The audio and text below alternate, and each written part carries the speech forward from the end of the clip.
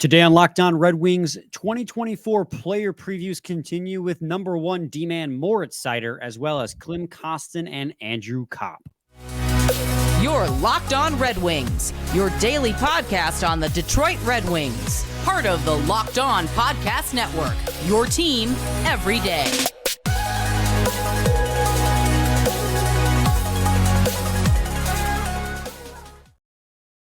Welcome back to the Locked On Red Wings podcast. We are your hosts, Brian Fisher and Scotty Bentley. I'm a podcast producer for the Daily J, a WWJ News Radio podcast. Well, Scotty's host over at Locked On Tigers, as well as a freelance journalist for the Detroit News. And today's episode is brought to you by FanDuel Sportsbook, official sportsbook of Locked On. Make every moment more. Visit FanDuel.com/Locked On today to get started. And Scotty, do you hear the ice cream truck? Oh, it's going away a little bit now. During your entire opening, I have the windows open because it's like a nice day, and the ice cream truck just blaring the ice cream truck music right by my window. So if you heard it, that's the side. I was wondering why you kept looking to the side, but I wasn't going to say anything. It literally started right when we started recording. There was silence, and then boom and boom. So a lot of the times when you hear things, I actually don't pick it up, at least through my headphones when we're. That's probably recording. A good thing. Good mic. It is. There you go. We'll take it. Good quality mic. Is that one of those USB mics? Not any longer. The old one definitely was, but the one that I used to hold. Mm-hmm. Yeah. So back on target, back on track. We're going to talk about Moritz Seider, Klim Kostin, and Andrew Copp, and try and predict what kind of seasons they might have ahead of them. And we're going to start off with, we started off these player previews talking about the most exciting forward. We're going to talk about the most exciting defenseman that the Red Wings have. That being in 2022 Calder Trophy winner, Calder Cup's the AHL trophy, Calder Trophy winner, Moritz Seider. Had a little bit of a step back in production his second year with the Detroit Red Wings. It was definitely a slow start while they tried to figure out who the best to pair him with. But once they figured out pairings, his chemistry with Jake Walman exploded in the second half of the year. He and Walman were lights out along the blue line. He finished with 42 points in 82 games played, 5 goals, 37 assists, a step back from his 50 points the year before. I mean, I guess the main question, Scotty, when we're talking about, Moritz Seider along the blue line, he's already the Red Wings' bona fide number one D-man. If you ask me, the question becomes, can he take another step forward, make himself even better defensively and have even more points? Can he get back to that 50-point marker or even excel at that? Can he just, in general, take that extra step forward? Yeah, I think that is the conversation around Seider at this point is not, will he be a top pairing defenseman, or is he going to be a mainstay, like a mainstay rather, in mainstay? Yeah, whatever that means. Is he going to be a mainstay in the Wings blue line for years to come? Those conversations are all gone because the answer is yes to everybody. Now, really, the only debate is just how high is this dude's ceiling, right? Like, how good can he possibly get is really the only debate left. And I think that this year will be a huge year in determining that. Something that will definitely help. We talked about it a lot during the year. A lot of people have, it was a huge discussion point throughout the season, is going to be that presumably he will be on a pair with Walman the entire year instead of, I guess, pick your player, but specifically Ben Sherratt for the first almost half of last season where his production really plummeted, and then he gets switched to a pairing with Walman and his production took off. If you just look at month by month, his and I know points are not, end all be all, especially for defensemen. But just his point production, he had 2 points in the entire month of October. Then he had 9 in November, solid. Then he had 1 point in the entire month of December. 13 games, he had 1 point. January, the Walman switch happens. He immediately has a 12-point, then a 6, a 9, and then 3 points in 7 games in April. So, I mean, you're talking about a huge uptick in production. We talk about how kind of stupid of a stat plus minus can be sometimes, but that's another one. At a minus 12 in November, but then February, March, April, January combined, he was a positive plus minus. So, it really was just a huge difference that was made by putting Walman on a pair with him. And if we're assuming that that's going to be, assuming both of their health as well, that'll be the top pairing on our blue line for the entire season. I think we can at least raise the floor of what we're expecting out of him this year just because of that. Yeah, I mean, the name of this game for Moritz Seider is about making it consistent. He was great the entirety of his rookie season. And the first half of that second year was slow. You went through it when he was paired with Ben Sherratt and other guys. It was kind of abysmal for a while there, not necessarily out of him, but out of the pairs he was with. And then he had, like you said, don't want to retread everything you just said regarding Jake Walman, but Moritz Seider, in my eyes, what will to me mean that he has taken the next step forward is that he is able to lead the defensive pair no matter who he is paired with. It's great that he played super well with Jake Walman, but the year before he played super well with Danny DeKeyser as his partner. Yeah. So he needs to be able to do it all the time, no matter who he's paired with. And Ben Sherratt didn't help him. I'm not trying to blame Moritz Seider for not playing super well when paired with Ben Sherratt, because Ben Sherratt has a tendency to leave his partners high and dry, chasing hits and drawing penalties. Right. That is an objective fact. But I think for Moritz Seider's sake, a lot of it has to do with being able to do it no matter who you're paired with, because you're not going to be able to be paired with Jake Walman all the time. Injuries happen.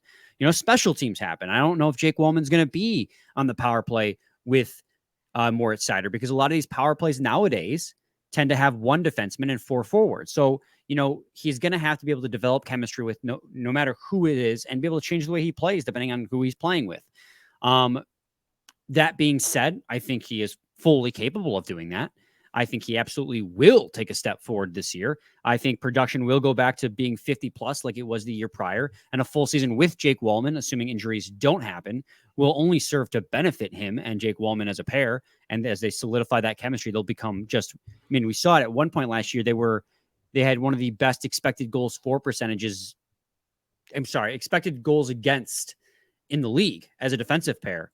And I think that they could definitely do that again this year with a full 82 games under their belt, hopefully as a defensive pair. I have nothing but high hopes for Moritz Seider as a defenseman and as an offensive threat in the offensive zone.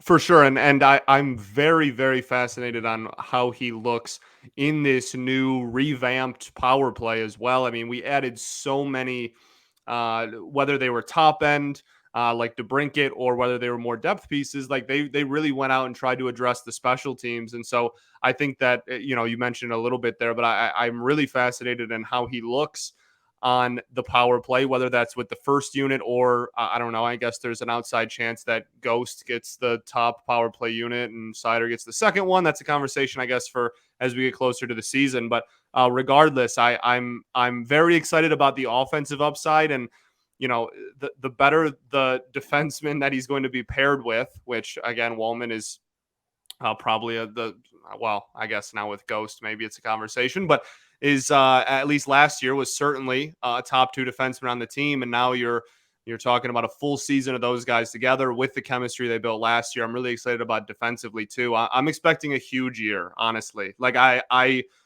don't want to get like ahead of myself or expect too big of things to where like he can have a great year and like have it still be a quote unquote letdown. But like I really think year 3 is where we see a lot of young stars take off, and he kind of has everything around him falling into place to really take advantage of that and actually do it. Yeah, absolutely. I'm really excited for year 3 in Moritz Seider. The last year of his ELC, and if he plays his cards right, he could be running into a nice, I don't know about lengthy, because Steve Yzerman doesn't like length, but a nice price tag on that extension he could be getting, given how well he has been playing. And I just think he's going to be absolute dynamite for the Detroit Red Wings for the next however many years he plays hockey. 15 years. Yeah, hopefully. But with that, we're going to take a quick break. And when we come back, we're going to move on to talking about Klim Kostin and what we expect from him. We kind of talked about him a little bit when we brought him in, but we'll extend that conversation here next on Locked On Red Wings. But first, I got to talk to you guys today about FanDuel. Football season is about to kick off, and FanDuel is giving you the chance to win all season long. Because right now, when you bet on a Super Bowl winner, you can get bonus bets every time they win in the regular season. Just pick any team to win the Super Bowl, and you'll get bonus bets for every victory. You can use bonus bets on spreads, player props, over-unders, and more. So visit FanDuel.com/lockedon and start earning bonus bets with America's #1 sportsbook. That's FanDuel.com/lockedon. Segment 2, Locked On Red Wings podcast. Scotty and I are talking about player predictions for the upcoming year. Player previews is actually how we like to phrase it. We're going to move on to Klim Kostin now, and we've talked a lot about him at length so far, Scotty, due to the fact that, they traded for him and then extended him. And then also, we've just done a myriad of different things talking about the new guys, and we're going to talk about him again today. What are our expectations with Klim Kostin? I think in our lineup conversation, we kind of expected him to be a bottom 6 forward with the Detroit Red Wings. But the fact that he, maybe was a little bit sheltered with the Edmonton Oilers and sheltered with the St. Louis Blues, with how potent the Edmonton Oilers offense is. He'd never really got an opportunity himself to play up in the lineup.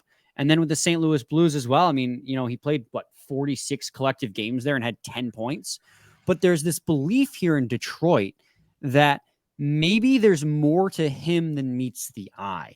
I guess that's the question, Scotty. Do you believe that there's more to Klim Kostin that meets the eye going into the 2024 season?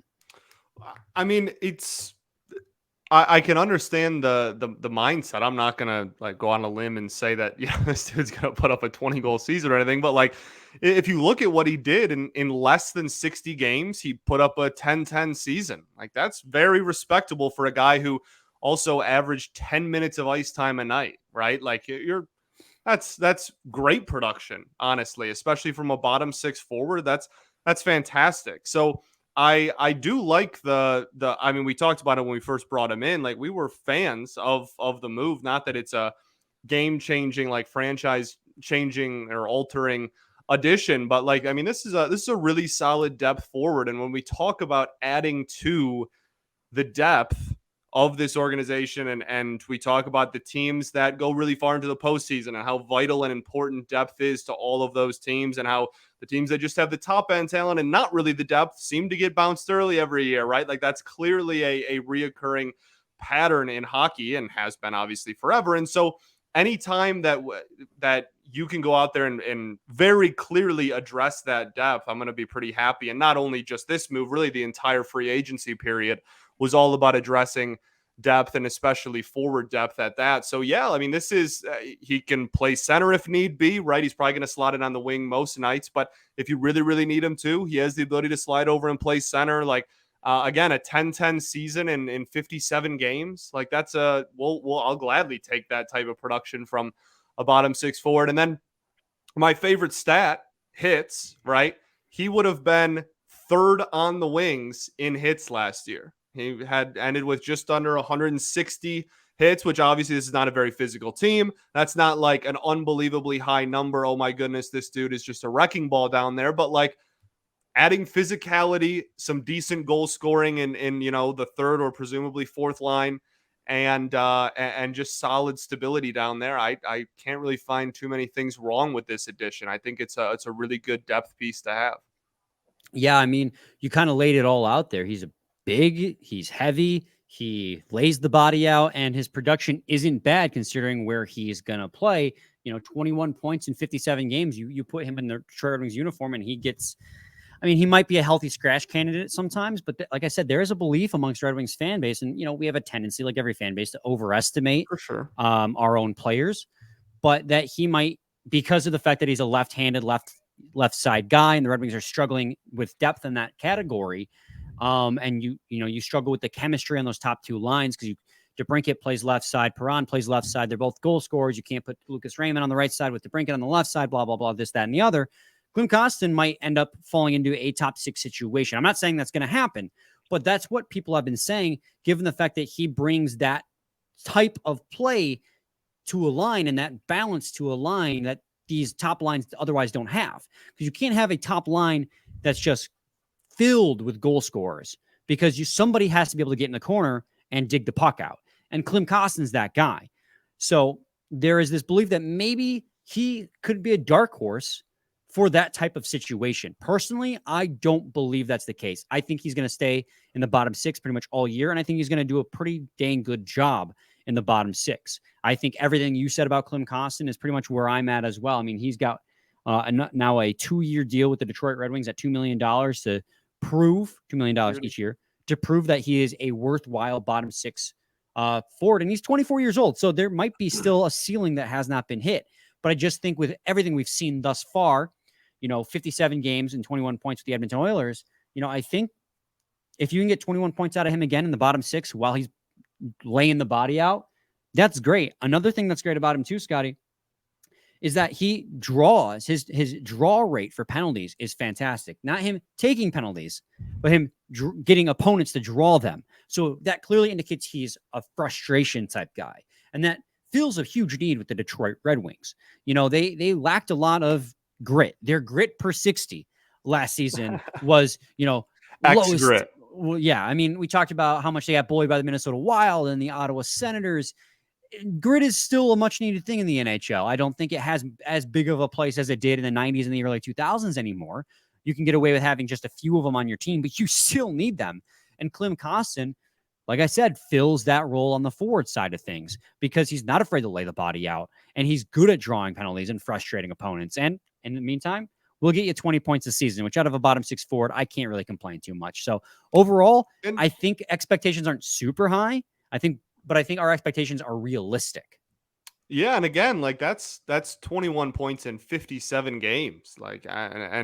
And not that he won't be, healthy to every once in a while, and injuries are certainly bound to happen at some point. But that's, if you do my favorite thing and prorate it, like you're talking about, a pretty solid season. And then even going back to his age 22 season, that's 9 points in 40 games is obviously not quite the same clip, but that's 17 less games and 10, 11 less points. So you're talking about a guy who's shown the ability to score goals on the bottom of your forward group and also still facilitate the puck. And yeah, I don't really have too much else to say. I think in terms of depth signings, this is pretty much the prototype for what the Red Wings need out of a bottom 6 winger right now. Yeah, I mean, the only thing that worries me with Klim Kostin is that, his even strength defensive goals above replacement is not very good. It's not like super damaging.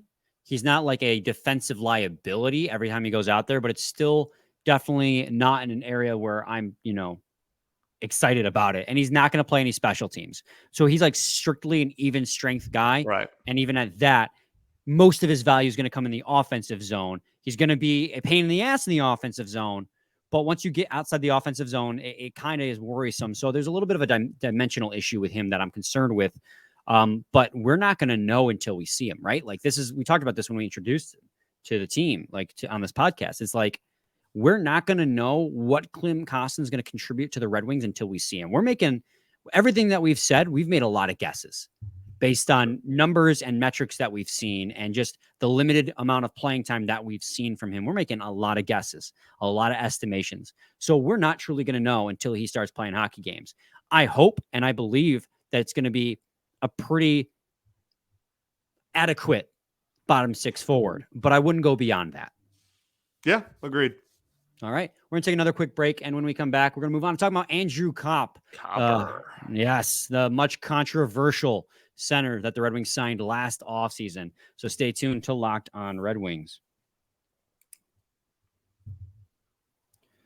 Segment 3, Locked On Red Wings podcast. Scotty, you're a big defender of this next guy we're going to talk about, and that is Andrew Copp. Last offseason signed a 5-year deal, $5.625 million every single year for the 5 years. That's the AAV. It's not actually his salary each year, but that's the average salary across the 5 years. And he came in with a lot of expectations. He came in off a career high 50 points total, 52 points, something like that. 21 goals, and Red Wings were looking for that and his two-way center capability with his ability to win faceoffs. And we didn't necessarily get any of that. The first chunk of the year, he was recovering from core surgery, didn't play any preseason, didn't have any training camp, basically came out on opening night and boom, was slotted in the 2C. So he struggled early on, Scotty, as we are well aware. It's been well documented. As the season went on, he got better, but still never kind of lived up to the hype that he was given. Finished the season with 42 points, 33 assists, and 9 goals. The assists was good. The playmaking ability he provided last year was solid. The most amount of assists he ever had in his career, and he broke that by about 7 points. Goals, though, took a huge dip, only having 9 goals. He needs to get back to the double digits, Scotty. That's the biggest thing for me, is he needs to score more. Yeah, and you know, even me as someone who very much got the title of being a huge Copp defender throughout the season, that is one thing that never came back, right? Like I came on here and said all the time, you know, from January on, pretty much, like, wow, he looks way better. Like the first 2 or 3 months were awful, and nobody's going to deny that. But he did like look noticeably better as the season went along. The defense came along as the season progressed, and the faceoffs was another huge thing that at the beginning of the season was not like doing very well. And then by the end of the season, he crawled his way back and ended at about 50%. So like he took steps forward and kind of recovered nicely in every other aspect of the game, but the goals never came back. Like the most goals that he had in a single month was 3. Like it never that part of his game never came to fruition last season. So that's, I mean, yeah, I don't think anyone can really stand in the way of that. That's something that very much this team, especially if, and I know you and I have gone back and forth on who's going to be the 2C on opening night, whether it's him or Comfer. I mean, if I would really like our 2C to be able to score a goal. So like that's, you know, if that's going to be something that he takes and runs and really wants to solidify himself as the 2C for this team going forward, that's a huge part of his game. And obviously, like I said, like I think the defense was way better in the second half than it was in the first half. The face-off percentage was way better in the second half than the first half. The playmaking was good really throughout the entire season, but even I mean, objectively got better from January on. You know, a couple of 10 double-digit point months there, almost all an assist though. And so I'm with you that the one thing that he really needs to prove this year is that he can get back. I'm not, I mean, his career high was that year before he signed with us, right? Like, I'm not even asking for necessarily a 21, 22 goal season. If he can just get back to the 15 to 20 range, I think that a lot of people will be a lot more on. And then obviously he brings everything else around scoring that we signed him for. I think people will be a lot more pleased with what he brings to this team. Yeah, I mean, we've said all season long, especially late in the year, that that year was going to be a mulligan year for Andrew Copp. We were going to not judge Andrew Copp's contract and performance based on that first year, because we know how long it takes to fully recover. Being recovered and being 100% are two different things when you're talking about core surgery. You can be recovered and playing your professional sport and not be at 100% for months because of core surgery, because of the way it affects everything about your game. And we've talked about how, I mean, this is a guy who we're giving a mulligan for his first year, yet he still produced the second most amount of points he ever did in a given season at 42. Right. Like, his playmaking ability was still good. Like, his assists were great. Like, as a number were great, rather, not necessarily the individual plays that led to the goals, but his assist numbers were great. 33 assists, 42 points. Now, if you, like you said, if you elevate that to 15 goals, now you're looking at, you know, you're looking at another 50-point season out of Andrew Copp. And that's great. That's what you need. You preferably, if you can get to 20 or 21 again, that'd be even better. Because then you're having, you know, a 20 goal, 53 assist split. And that would be even more. That would even be better for the Detroit Red Wings. If he goes out there and puts up, and let's say 18 goal, 30 assist season, but is back to being like a 53 to 55% face-off winner and gives you plus defense, is that a win? No, that's still not enough production. That's an absolute win, because that's more in line with what he had done. In fact, that's still actually more than what he had done across his career numbers-wise, if you count those together. You know, he might never reach that height again, and he might fall off of the 2C role and either fall into 3C or the wing role, and that might end up being an overpay. But I think in terms of, I mean, one, it was the free agent market. You're going to overpay no matter what. That's a bummer. But I think that his production goals wise can return. I think his assists can remain the same. I think his faceoff percentage can improve, and I think he'll be a plus defender. I have far from giving up on Andrew Copp. This is, in my opinion, and there's going to be plenty of people who disagree with me on this, but like this is the first year I'm actually judging Andrew Copp based on his performance on the ice, because it was just so hard to judge what we saw last year. Yeah, well, I mean, at the halfway point when we were doing mid-season grades, I had literally said I said something along the lines of, like the first was really not good, and at the end of the season we talked about, like, if you split the year exactly in half, you're talking about almost two completely different players. Like, that's how bad the first 2 months especially were for him, just all around. And so yeah, I mean, if I'm confident that we are going to get at least the plus defender and a guy that's a much bigger threat in the faceoff circle. I'm very I don't want to say very confident, but I'm fairly confident, we'll say, that we are going to get that player back this season over the course of the full season. The one thing that everyone's hung up on, and myself included, is just what is the peak of his goal scoring ability? Because I mean, if he's going to be in the single digits for goal scoring, then he's, no matter how good of a defender and face-off winner he is, he's not going to be in the 2C role for long.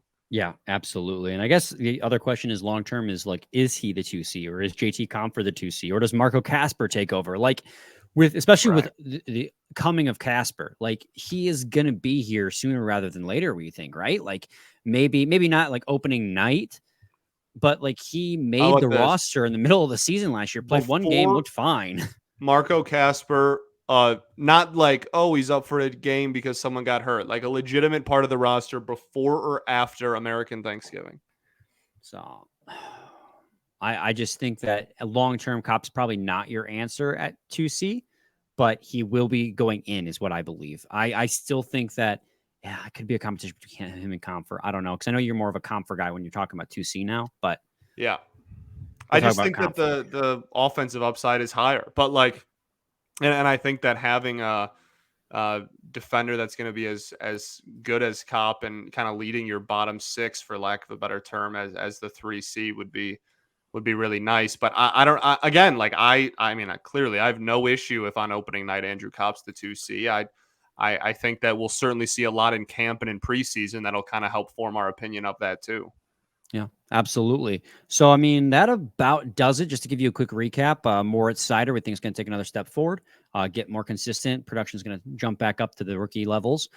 Klim Kostin, we think that whether or not there is actually something there that Red Wings fans, because Red Wings fans tend to think there might be with Klim Kostin, I still think he's a bottom six forward. I think production is going to be okay. I think he's physical. He brings some grit. Andrew Copp, we think, is going to have a bounce back year after the core surgery kind of really hampered his production in the first half. Production is going to return. Face-off percentage is going to return, and he'll be a plus defender. Agreed. All right, cool. Every single player on the Red Wings is going to be, an all-star this year, and this team's going to have everyone's going to get better. No one will get hurt or regress, and it's going to be awesome. Isn't optimism a fantastic thing? I love August. We can just say whatever we want, right? Yeah, the Wings are going to win the Cup. Who's going to? Yeah, let's go. Like what? Oh, you're wrong. Really? Oh, you're going to remember? You're going to remember this? Oh, they're going to clip months from now and really bring it back up. Really? Don't say that. Don't say that. They will clip it. Trust me, I'm very aware. I'm very, very aware. I've had several sent to me across both shows I do. Well, this is for fun. This is fun.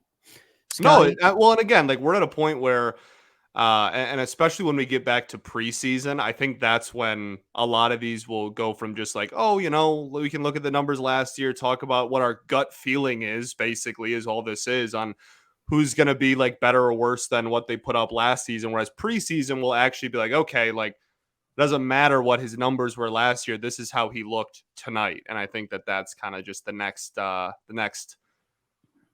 don't know, point, the next date, the next part of the timeline that we're trying to get to here. Absolutely. You're spot on, Scotty. So any final thoughts, dude? I don't think so. We ball. We do ball. We'll be back with a new episode on Monday, so stay tuned for that. Same time, same place. See your team every day. Every day.